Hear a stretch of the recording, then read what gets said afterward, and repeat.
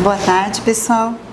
Bom, é uma satisfação para mim estar aqui para apresentar a Clarice, mesmo porque a Clarice tem sempre aceitado muitos convites meus, vamos dizer, inclusive para participar do CBioclima e também para desenvolver certas atividades desafiadoras, como é o caso desse seminário agora, desse ciclo de palestras que ela está coordenando, que é associado ao CBioclima, que é o Centro de Pesquisa em Biodiversidade e Mudanças do Clima, que é um CEPID, né, nós. E então eu estou muito grata a ela por isso, e eu acho que esses ciclos têm sido um sucesso, e eu só escuto coisas boas a respeito dele.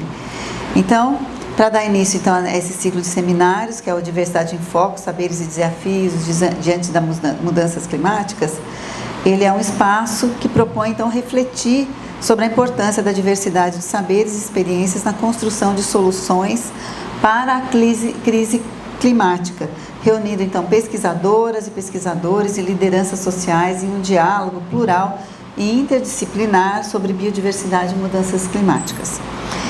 Então, como eu já falei, é uma satisfação apresentar a Clarice, que é a professora associada aqui do Departamento de Biologia Vegetal da Unicamp, aonde inclusive eu fiz a minha pós-graduação, meu doutorado, meu mestrado, então eu gosto muito sempre de vir aqui, tenho muito carinho. Ela é uma bióloga formada pela Universidade Federal do Rio Grande do Sul, onde também concluiu o mestrado e o doutorado em Genética e Biologia Molecular. Realizou pós-doutorado na Federal do Rio de Janeiro e no Jardim Botânico Kew, no Reino Unido, no Reino Unido, Inglaterra. Mais recentemente, ela desenvolveu um estágio sabático na Universidade de Viena, na Áustria, aprofundando pesquisas em ecologia molecular, com foco em genômica, transcriptômica e epigenômica de plantas. Aqui na Unicamp, ela coordena o Laboratório de Ecologia Evolutiva e Genômica de Plantas, desenvolvendo pesquisas sobre adaptação local, especiação e diversificação de plantas neotropicais, integrando genômica populacional e abordagens ecológicas e evolutivas para compreender os impactos das mudanças ambientais e climáticas também, claro, sobre a biodiversidade. Ela é autora de cerca de 100 artigos científicos publicados em periódicos nacionais e internacionais, a maioria de grande impacto, de destaque, contribuindo de forma significativa para a biologia evolutiva e a genômica de plantas do Brasil. É integrante da diretoria e membro fundador da Sociedade Brasileira de Biologia Evolutiva. É pesquisadora principal, como eu já comentei de vocês, do CBioclima, que é o Centro de Pesquisas em Biodiversidade e Mudanças do Clima, um CEPID da FAPESP, e também atua no CBioclima, como coordenadora de Equidade, Diversidade e Inclusão. Então, a gente tem no CEPID sempre essa tarefa de fazer disseminação, e a gente tem, mas a gente destacou dentro da disseminação e da integração com a comunidade essa linha que a Clarice abraçou e tem feito isso de maneira fantástica. Ela também é conselheira, fundadora da Rede Mulheres Acadêmicas da Unicamp, reafirmando seu compromisso com uma ciência mais diversa, justa e representativa. Então, é uma satisfação ter a Clarice aqui falando conosco, e agora é com você, Clarice. Obrigada. Obrigada, Patrícia. Obrigada a todas e a todos e todes. Estou muito contente de poder estar aqui hoje mostrando um pouco da minha história e falando um pouco sobre o que eu tenho feito em relação à minha carreira científica. Então, só para dar um resuminho do que a gente vai falar hoje, eu vou falar um pouquinho da minha carreira, meu histórico, Acho que a maioria daqui me conhece, mas quem não me conhece vai saber de onde eu vim. A minha posição atual, o que eu faço atualmente. A gente vai falar um pouquinho da rede, A gente chama Rede de Mulheres Acadêmicas da Unicamp, e também do CBioclima, na Coordenadoria de Diversidade, Equidade e Inclusão. Bom, eita, nós. Vamos lá. Então, tudo começa, assim, nasci antes, obviamente, mas a minha vida acadêmica começou em 96, quando eu entrei na graduação, lá na URGS, em Ciências Biológicas, e já na primeira semana eu estava desesperada por fazer estágio, já fui bater na porta de quem me abrigou, e quem me abrigou foi a professora Helga, né, onde eu fiquei 4 anos trabalhando com ela com erva mate. Então, nada mais gaúcho do que trabalhar com diversidade genética de erva mate, né? Então, eu fiquei esses 4 anos, fui em vários congressos de erva mate, e podem acreditar que existem congressos de erva mate científico e de produção também. E aqui eu gosto de botar essa foto, não só para mostrar que eu era nova e magra, junto com a Helga, mas olha para vocês verem como é que eram os pôster antigamente, né?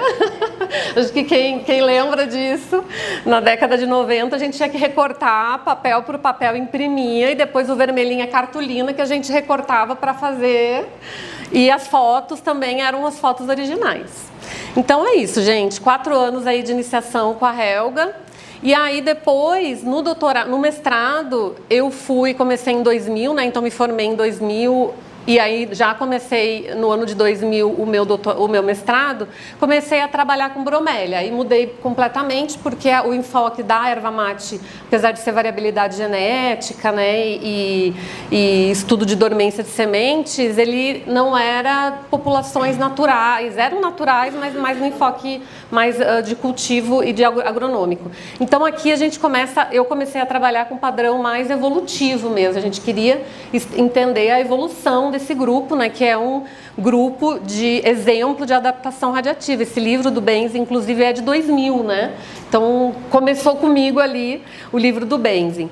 E aqui eu fui orientada pela professora Marilena Zanettini, que é essa pessoa aqui do meio, aqui é a minha banca de doutorado, a minha defesa, que eu gostaria de mostrar para você, já falando um pouquinho, né, dessa ideia de gênero, que nós montamos uma banca basicamente só de mulheres de forma aleatória, não foi proposital como a gente faz hoje, né? Pensar quem vai fazer parte da banca, enfim.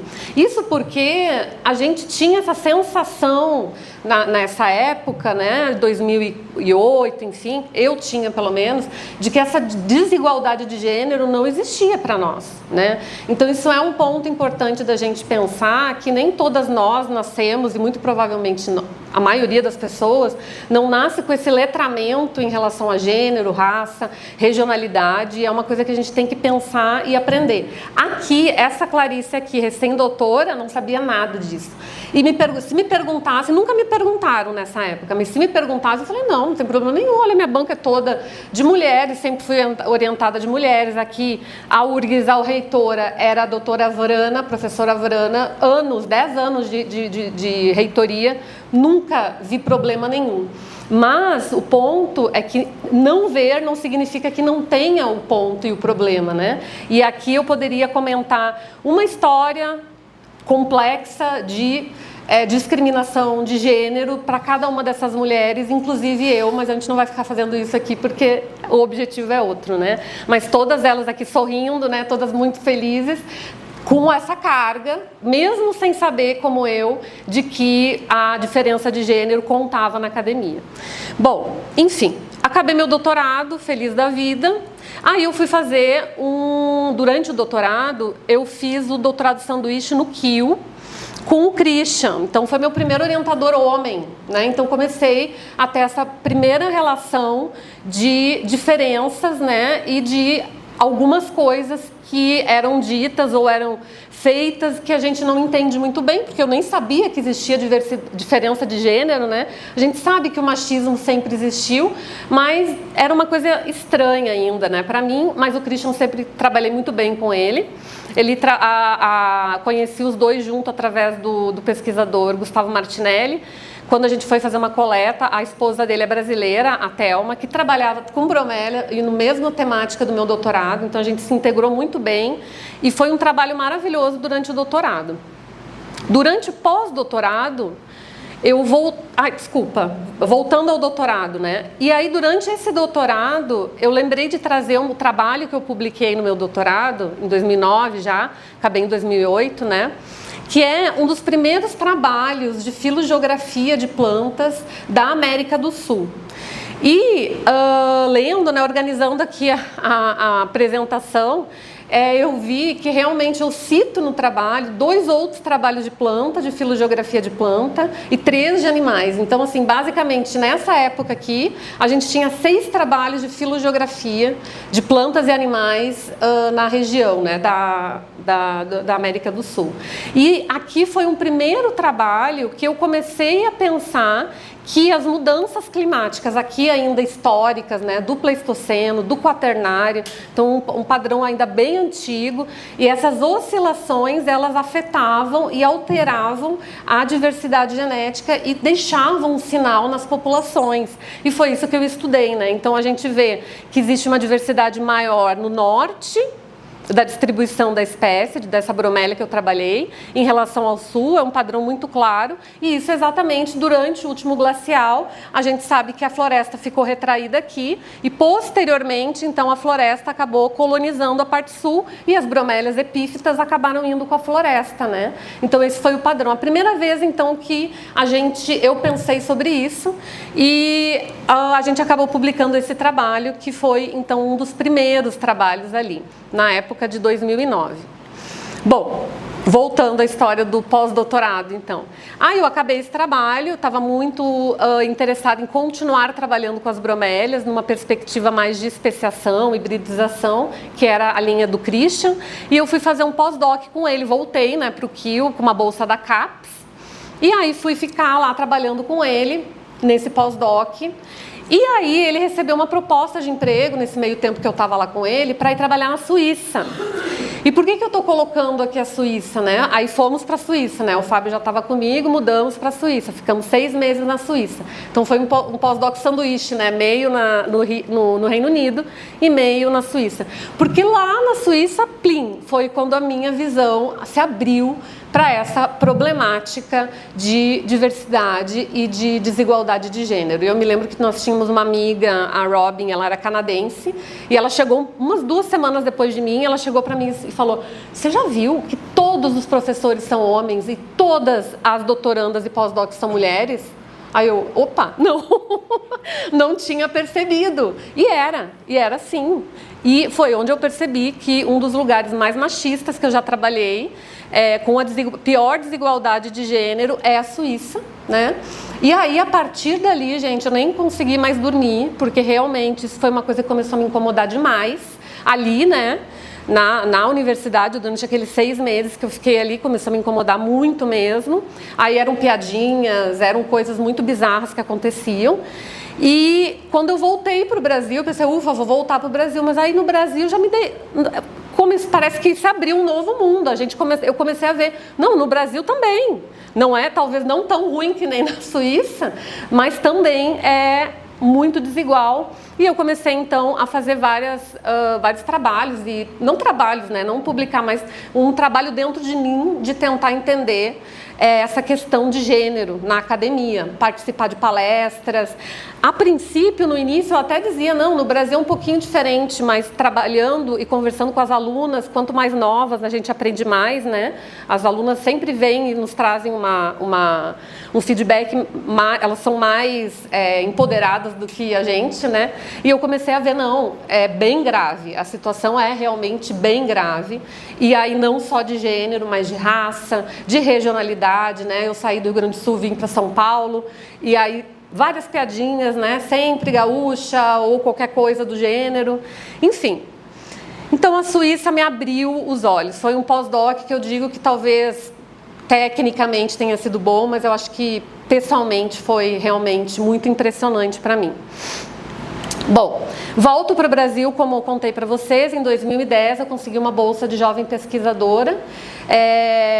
A gente ficou muito feliz de poder voltar para o Brasil, exatamente por essa carga que tinha lá de morar lá, né? Então o Fábio conseguiu uma bolsa de pós-doc, eu consegui o JP, a gente ficou, nossa, a gente estava assim, as pessoas mais felizes do mundo de poder voltar para o Brasil e começar uma linha de pesquisa no Jardim Botânico, no Instituto de Botânica de São Paulo, né? Extinto, infelizmente, hoje. Foi privatizado e não temos mais o Instituto. E aí a gente começou a trabalhar dentro dessa linha, que já era a linha que eu vinha trabalhando, mas agora focada com essa ideia de especiação. E aí, em 2009, já 2010, a gente resolveu fazer um trabalho sobre, uma revisão sobre filogeografia. Porque como eu acabei o meu doutorado em 2008, naquele momento a filogeografia ela estava crescendo, né, no Brasil. Ela já era muito conhecida, né, já tinha muito estudo fora, América do Norte e Europa, mas na América do Sul muito pouco, mas estava crescendo. E até porque as condições de pesquisa também estavam melhorando, mais fomento, né? E a gente resolveu, então, em 2010, depois de um simpósio que o professor Célio organizou pela FAPESP sobre o tema de filogeografia, a gente viu, nossa, muitas pessoas trabalhando com filogeografia.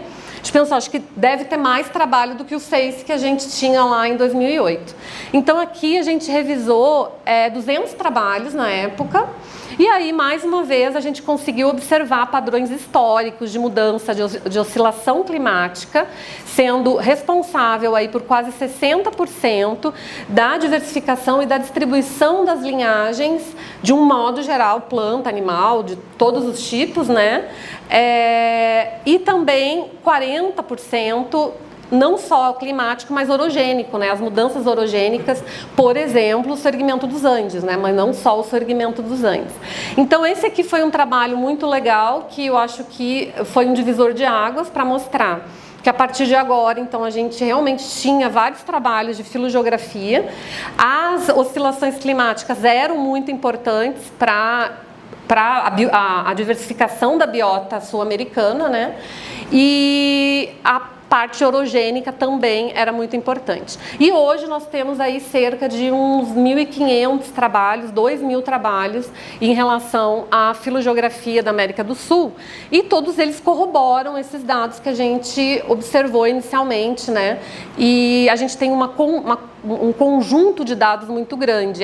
Esse trabalho também, eu acho que ele foi bastante importante, porque ele foi um trabalho que mostra para o Global Norte que a gente tinha que fazer trabalhos no Global Sul, né, na América do Sul, com brasileiros. Então, a maioria desses trabalhos aqui são brasileiros entendendo como é a diversificação da biota sul-americana.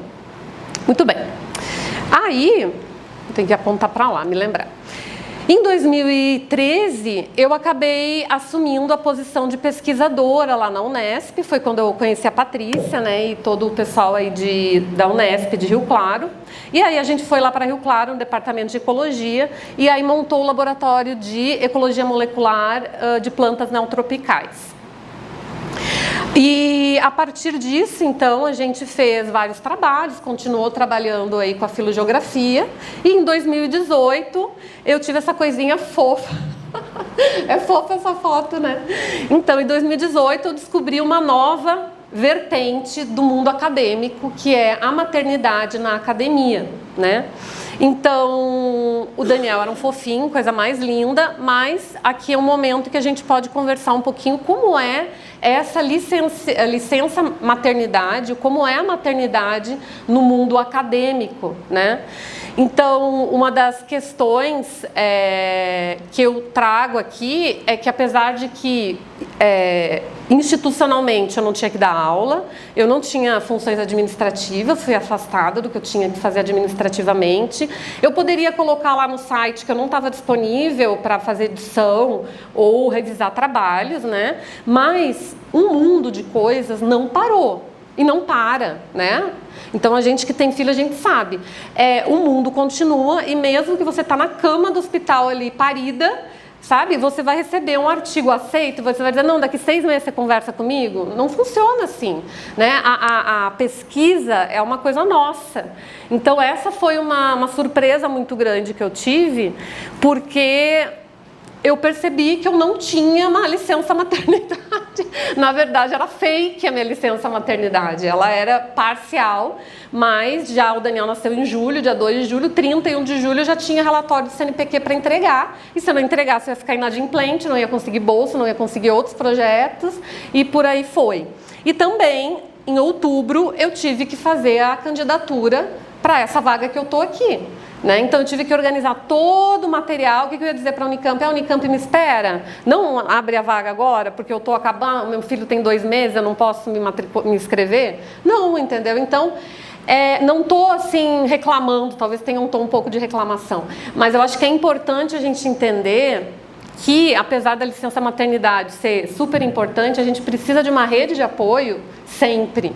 Né? Não é assim, 6 meses você fica aí, você e o seu filho, e depois a gente se vê, né? Não é assim, a gente precisa dessa rede de apoio e a gente vai trabalhar durante esses 6 meses, no início ali meio louca, meio sem dormir, meio desesperada, né? Enlouquecendo, e a gente precisa de ajuda. Então essa rede de ajuda é muito cruel também, porque muitas vezes na vida acadêmica a gente sai de perto da nossa família. Então eu não tinha minha família, como acredito que a maioria de vocês não mora perto das famílias, né? Então não tinha mãe, não tinha sogra, tinha o Fábio e tinha os meus alunos para ajudar o Kleber ali, babysitter já de primeira, que não tem foto da Bárbara, que sempre teve medo de pegar bebê no colo, né?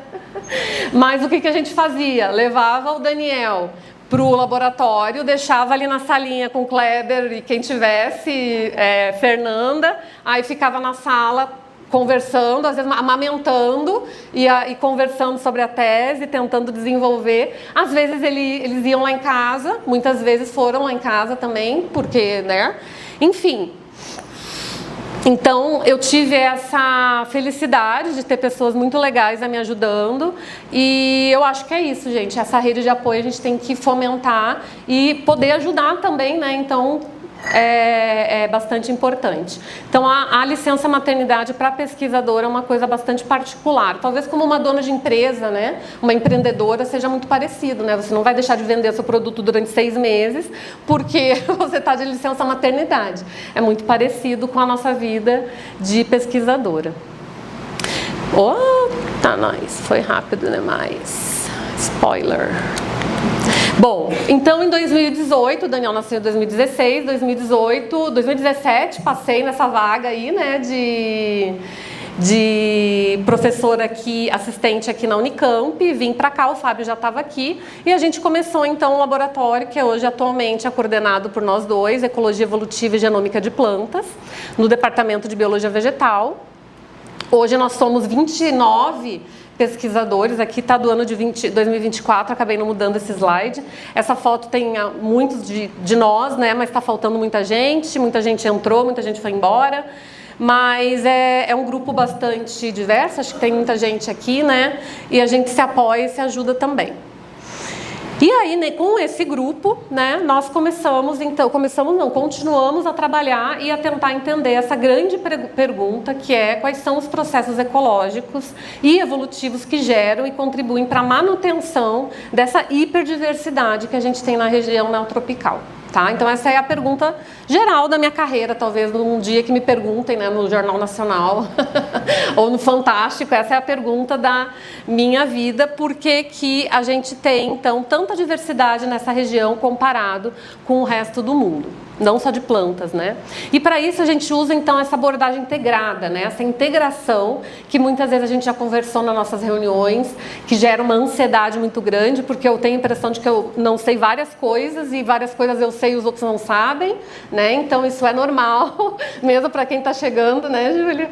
Então a gente tem a parte de campo, a parte de modelagem, genética de população e filogenia, o nosso enfoque, principalmente depois que a gente entrou no Cbioclima, né, que começou, as mudanças climáticas, mudanças ambientais. Plantas, a gente tem então 3 casas de vegetação aqui, onde a gente coleta as plantas, uma trabalheira, um complexo de manter essas coleções, a bioinformática, que também é muito forte, a parte ecológica, a ecofisiológica, morfológica e a parte genômica. Então a gente não pode dizer que é só a genômica, né? A genômica é uma parte, aqui não tem a epigenômica, que a gente começou mais recentemente, genômica, transcriptômica. Então todos esses campos aqui juntos, para a gente tentar responder aquela pergunta dentro dessa ideia de mudanças climáticas. Então essa figura aqui, eu gostei muito dessa figura, você já deve reconhecer ChatGPT, né? Mas sabe que a primeira vez eu botei lá, perguntei, falei, vamos ver o que dá, não vai dar nada, né? Nem vou botar. Mas olha que ficou bom, como o chat já me conhece, a gente está muito amigo. A gente está muito amigo. Então a ideia é essa, trabalhar com essa heterogeneidade ambiental dentro da perspectiva de mudanças climáticas e todas as catástrofes, né? Seca, eventos extremos, entender entender esse estresse ambiental a partir dessa heterogeneidade ambiental, de temperatura, precipitação, solos, e tentar entender, então, essa arquitetura genômica, né? Tentar entender quais são os genes que estão associados, quais são as estruturas genômicas também associadas a isso, né? Da expressão gênica, enfim, e por fim, como que a gente tem essa regulação genômica através dessa epigenômica que a gente vem trabalhando recentemente. Então, são desafios que vão nos levar aí a entender um pouquinho melhor a resiliência, a adaptação, o colapso dessas populações, é o que a gente tenta aí fazer dentro do C-Bioclima, né? Então, a gente trabalha com vários biomas, principalmente a Mata Atlântica, direi. Aqui são as montanhas da Mata Atlântica. Esse último trabalho, eu vou mostrar rapidinho uns poucos slides para vocês sobre esse trabalho aqui das montanhas. Aqui é o Kleber, aqui é eu, coletando nesse trabalho de gradiente altitudinal. Então, a gente gosta sempre de pegar gradiente, né? Porque a gente vai ter ali uma variação, uma heterogeneidade ambiental grande e várias respostas, e a gente vai entender essas diferentes respostas biológicas dos organismos, aqui no caso da bromélia pitcairnea, né? E o que a gente viu aqui, num gradiente de 0,20 metros a 2.000 metros, quase 2.200, é que a largura da folha, né? Aqui um dado morfológico, anatômico, ela era muito mais espessa no nível do mar e ela vai diminuindo ao longo do gradiente, e lá na montanha ela é bem fininha, né? Então é uma adaptação. Então, voltando aqui, uma maior amplitude de tolerância ao calor e ao frio nas regiões altas do que do nível do mar. E aí, obviamente, que o segundo passo desse trabalho é entender as bases genômicas. Então, para isso, a gente montou o genoma dessas bromélias, né, do nível do mar das montanhas, e a gente observa que, apesar de elas serem muito similares, né, algumas inversões ainda existem entre elas. Então, mesmo sendo populações de uma mesma espécie, né, a gente tem diferenças estruturais nesse genoma. E a gente observou também que as populações a planta, né, da montanha e do nível do mar, elas possuem genes completamente, expansão de famílias gênicas diferentes umas das outras. E essas diferenças aqui estão associadas a muitas coisas, e inclusive a lipídios de resposta ao estresse, né? Que são os lipídios, então, que promovem essa flexibilidade de membrana e a tolerância térmica. Então, aqui é um trabalho que mostra essa complementariedade da análise ecológica, ecofisiológica, com a genômica. Muito bem. Aí, a gente fez um trabalho também que eu gosto de trazer, que é da Amazônia, né? Onde está o Kleber aqui. O Kleber faz tudo do laboratório, né? Já perceberam, né? O Kleber foi junto nesse trabalho, também parceiro nesse trabalho da Amazônia, que foi uma parceria com o professor André, lá da UFOPA. Thiago André, e aqui a gente estudou um outro tipo de gradiente, não foi o gradiente altitudinal, foi o gradiente de inundação. Então, na Amazônia a gente tem os igapós e a terra firme, né? E os igapós, eles ficam alagados durante uma parte muito grande do tempo. Então, a gente analisou, né, o pessoal da UFOPA analisou todas essas heterogeneidades ecológicas. E em relação à terra firme, a gente analisou a parte genética com análise de RNA-seq, e a gente viu que existe 4.326 transcritos, né, ou regiões que estão sendo expressas diferencialmente da mesma espécie, né, diferentes populações muito próximas, inclusive. Nós montamos o genoma dessa espécie para poder fazer esse tipo de análise, e muitos desses genes estão associados a muitas rotas de estresse oxidativo, ácido salicílico também envolvido com estresse oxidativo, resposta à defesa, fosforilação. Então, é uma forma da gente observar, né, quais são os genes, entender quais são os genes e como eles estão sendo diferencialmente expressos nessa região aqui. Esse trabalho foi publicado na Molecular Ecology, e aí eu acho que é legal também de trazer aqui, num volume especial que a gente chamou de Ecologia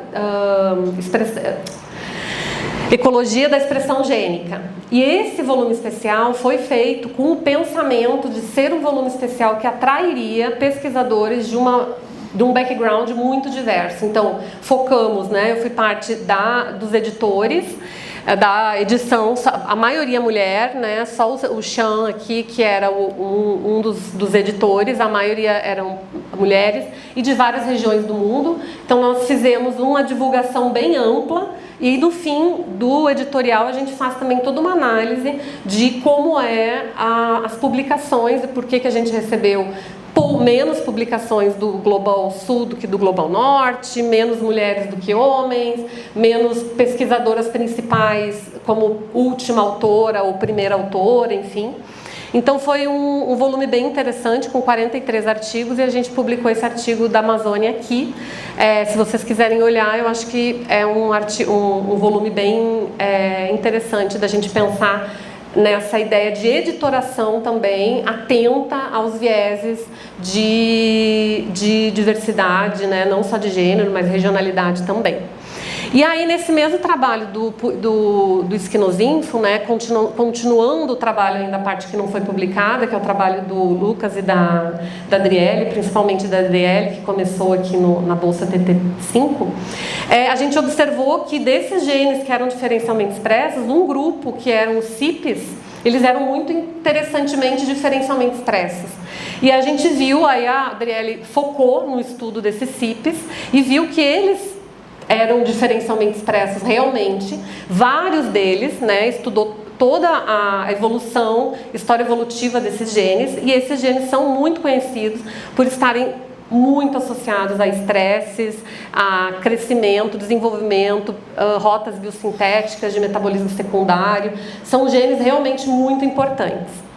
E aí a gente observou, aí já foi uma contribuição do Lucas, que dentro desses genes, né, pelo menos 13% desses genes, haviam elementos transponíveis inseridos ali. E isso provavelmente promove, né, uma regulação de adaptação desses genes, que a gente não estava pensando antes sobre isso, porque a gente não tinha esses dados. Agora a gente tem o genoma completo, né, a gente tem os transcriptomes, a gente consegue analisar então essa outra parte do genoma, que não é só o genoma transcrito, né, os genes em si, ou seja, são os elementos que interferem dentro da evolução estrutural do genoma, tá? Então esse trabalho já está quase finalizado, inclusive, para ser submetido.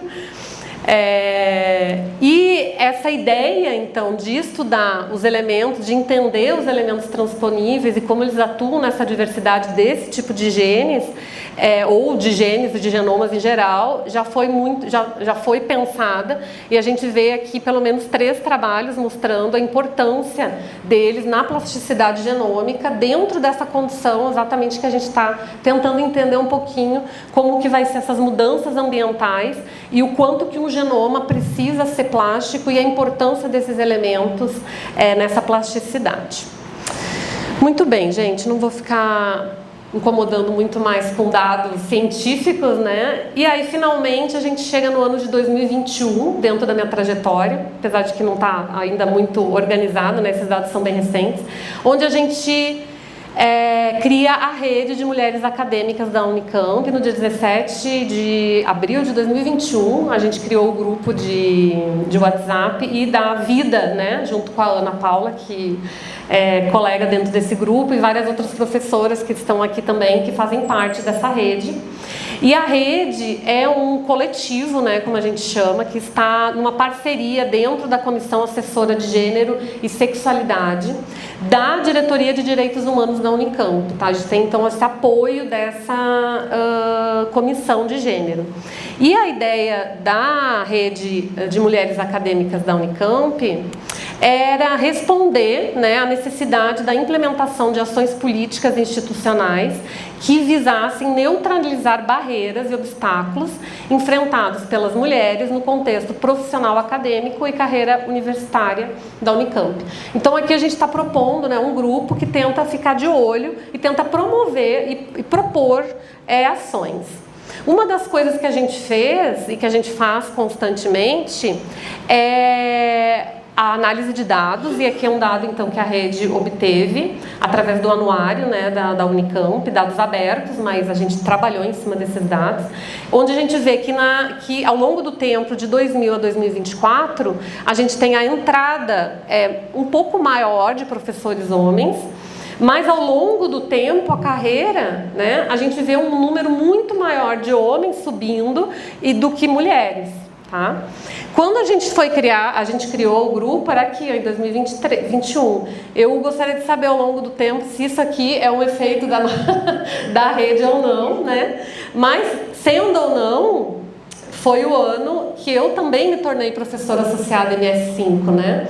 Então, de alguma forma, fazer parte da rede me deu o empoderamento de conseguir passar por essa etapa também, que muitas mulheres não conseguem, muitas, né? A gente tem um número grande aí de mulheres em relação a homens que acabam ficando em MS3 por vários motivos, e muitas vezes um dos motivos é essa falta de energia, né, de conseguir ir para frente. E a mesma coisa para titular, né? Uma outra ação que a gente fez foi em 2022, se eu não me engano. A gente montou a cartilha de boas práticas para a promoção da equidade de gênero na Unicamp. E essa cartilha, ela tem 4 principais alvos, né? Contribuir para a mudança cultural da instituição, ações diárias, boas práticas acadêmicas científicas e como os homens podem nos ajudar, que eu acho que é um dos apoios muito importantes que a gente precisa para que a sociedade seja diversa, né? A gente não quer só dominar o mundo como mulher, a gente quer promover a igualdade, a equidade de uma forma geral. Então a gente publicou no Instagram um PDF também com todas essas ações. Aqui está o nosso Instagram, se vocês quiserem nos seguir vai ser uma honra. E aqui, recentemente, inclusive segunda-feira, na verdade, a gente viu, eu fiquei sabendo dessa publicação do Fórum Paulista pela Equidade de Gênero, né? É um fórum que eu já conhecia, nós já tínhamos tomado conhecimento e sabíamos que as vice-reitoras das 3 estaduais paulistas se juntaram e depois juntaram com as outras universidades federais também paulistas para fazer esse levantamento de dados. E aí a gente se pergunta como está a Unicamp, né? Como que nós estamos? Então, a Unicamp aqui, ela não está tão ruim como a UFABC, né? Com 37% de mulheres em relação a homens. Ela está muito parecida com a USP, mas está longe de ser a Unifesp, com uma equidade já muito boa. Inclusive, a Unesp está ainda muito melhor do que a Unicamp. Sumiu. E a UFSCar também, né? Então, acho que aqui nos dá uma perspectiva de que a gente realmente precisa fazer alguma coisa aqui na Unicamp e a rede tem esse objetivo. Esse trabalho nós organizamos, organizado pela Maria Andréia e pela Ingrid aqui do departamento, também teve a Ana Paula e eu como colaboradoras. A gente mostra aqui no nosso Instituto de Biologia como é que a gente está, né? A gente viu aí então a universidade, as universidades como um todo, e aqui a gente vê o mesmo padrão, um padrão de diferenças entre as carreiras, mas aqui chama a atenção de que não era assim, né? De alguma forma a biologia, ela sofreu uma transformação. Eu não sei se isso aconteceu. Então, e sem o cuidado de uma contratação equitária, né? E eu não sei se isso aconteceu nas outras unidades, de repente algumas historicamente já têm essa desigualdade muito mais antiga, mas a gente sempre soube que a biologia era uma área bastante feminina e bastante equitária, mas aparentemente, a partir desse período aqui, tudo mudou. Né? Então a gente tem que estar muito mais atenta de que isso não é uma coisa de antigamente e agora está melhorando. As coisas elas podem estar piorando de alguma forma e a gente tem que estar muito atenta a isso, né? Então a gente, acho que esse gráfico aqui mostra bem essa necessidade de constante atenção. Em 2023 eu fui para fazer um sabático lá na Áustria e fiquei um ano lá, foi o mesmo ano que a gente começou o CBioclima. E apesar de ter aprendido muita coisa, enfim, eu fui convidada para fazer parte de um ciclo de seminários que então me deu muita energia para começar a pensar nesse ciclo aqui. A gente acho que já tinha comentado, né, sobre essa possibilidade de fazer um ciclo onde as mulheres pudessem falar sobre suas carreiras. E aqui eu fui falar então sobre a minha vida. E eu gostaria de lembrar, de contar para vocês que esse ciclo é organizado só por alunas, porque as professoras são muito poucas. Muito poucas. Então a Áustria ela tem um padrão muito pior do que o nosso, muito semelhante à Suíça. Então aqui me chamou bastante atenção, né, pelo fato de não terem professoras, a maioria ser realmente alunas, porque as professoras eram muito poucas. E por fim, mas não por último, né, em 2023 também, então junto com esse primeiro ano de sabático, a gente começou o CBioclima, que é então esse centro que a gente vai trabalhar com especialistas em ciência, difusão e inovação, produzindo pesquisa e solução que minimizem as mudanças, os problemas, né, das mudanças climáticas e a perda da biodiversidade, que esse ciclo de seminários está então inserido. Eu acredito que a maioria de vocês já sabe como é que é organizado o nosso ciclo, né, mas eu acho que vale sempre a pena lembrar. A Patrícia é a diretora. E aqui eu sou a coordenadora da diversidade, equidade e inclusão. A gente tem várias outras coordenadorias e nós temos os workpacks, né, de história natural, microbioma, big data, dimensões da biodiversidade, disseminação e inovação. Então é mais ou menos assim que funciona o CBioclima. E dentro da disseminação, enfim, a gente tem várias iniciativas. Um deles é o Café com Ciência, um podcast muito legal. Tem o Boletim, que é muito interessante, também muito bem feito, com matérias sobre as pesquisas, né, desenvolvidas no centro. E o seminário Charles Darwin, que ocorre lá em Rio Claro, uma vez por mês.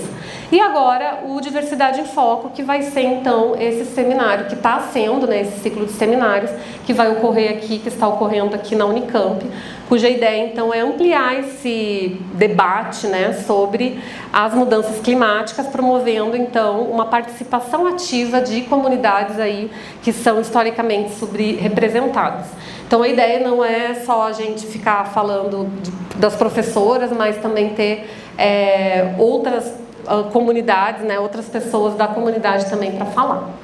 E eu acho que é isso, gente. Muito obrigada e estou aberta aí para perguntas. Não sei se eu tenho tempo. 10 minutos, ó, fui bem até no tempo. Obrigada.